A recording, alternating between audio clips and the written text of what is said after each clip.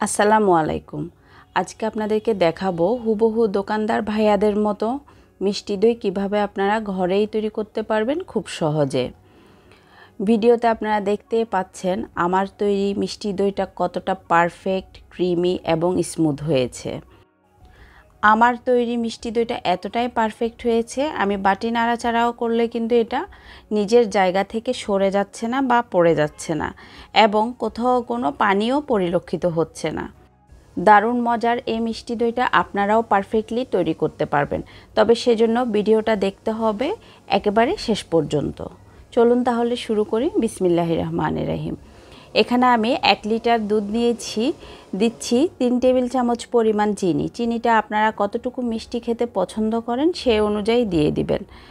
এরপরে দিয়ে দিব খুব সামান্য পরিমাণ জর্দার রং। এখানে আমি পাউডার যে জর্দার রংটা পাওয়া যায় সেটাই দিচ্ছি। আপনারা চাইলে এখানে যে কোনো ধরনের ফুড কালারই ব্যবহার করতে পারেন। তো ফুড কালারটা আমি খুব সামান্য পরিমাণ পানি দিয়ে গুলে দুধের মাঝে দিয়ে দিয়েছি। এবার হাই হিটে দুধগুলো জাল করতে থাকবো যতক্ষণ না এটা অর্ধেক হয়ে যায়। আর দুধগুলো জাল দেওয়ার সময় অবশ্যই সব সময় নাড়াচাড়া করতে হবে, তা না হলে উপরে সর বসে যাবে এবং আপনি দই বসানোর পরে আপনার দইটা স্মুথ হবে না। এবার দুধগুলো যখন অর্ধেক হয়ে গিয়েছে জাল করতে করতে, ঠিক তখনই চুলা থেকে নামিয়ে নিয়েছি এবং এখনও পর্যন্ত আমি নাড়াচাড়া করছি যাতে সর না বসে যায়। দই পারফেক্টলি বসার জন্য মেন কাজ কিন্তু এখানে আমরা দুধগুলো যখন কুসুম গরম হয়ে আসবে ঠিক তখনই দিয়ে দিচ্ছি 3 টেবিল চামচ পরিমাণ পাউডার দুধ। এখানে আপনারা পাউডার দুধটা না দিলেও কিন্তু আপনাদের দই হবে, তবে দিলে খুব সুন্দর একটা টেক্সচার আসে। পাউডার দুধ মিশিয়ে নেওয়ার পরে এখন দিয়ে দিব আমরা 3 টেবিল চামচ পরিমাণ দই বীজ। এখানে আমি টক দই ব্যবহার করেছি 3 টেবিল চামচ।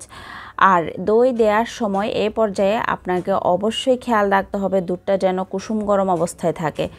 দুধ যদি বেশি গরম হয়ে থাকে এই অবস্থায় আপনি যদি দই বীজটা দিয়ে থাকেন, তখন আপনি যখন দই বসাবেন, দই বসানোর পরে দইটা থেকে পানি বের হয়ে যাবে অথবা দুধটা ছানা কেটে যাবে, আপনার দই হবে না।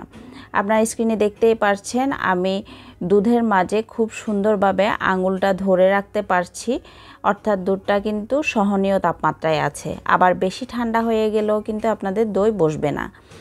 এবার দই এবং দুধের মিশ্রণটা খুব ভালোভাবে বিটারের সাহায্যে একটু মিশিয়ে নিব। তারপর একটি মাটির হাঁড়িতে আমি দইগুলো বসাচ্ছি।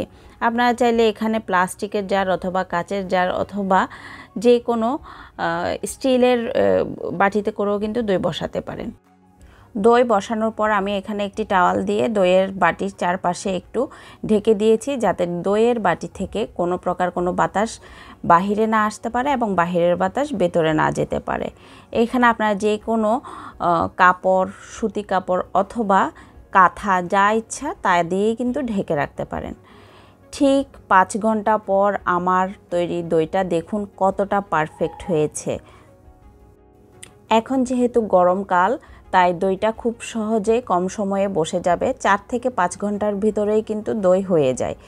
আপনারা খেয়াল রাখবেন এই 4 থেকে 5 ঘন্টার মাঝে যাতে বাটির মুখ খোলা না হয়।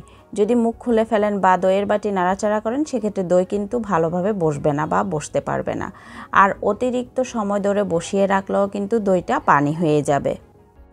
তাই অবশ্যই খেয়াল রাখবেন গরমকালের জন্য আপনাদের টাইমিংটা রাখা উচিত 4 থেকে 5 ঘন্টা, এবং শীতকাল অথবা ঠান্ডা আবহাওয়ায় দইটা বসতে সময় লাগবে 8 থেকে 10 ঘন্টা।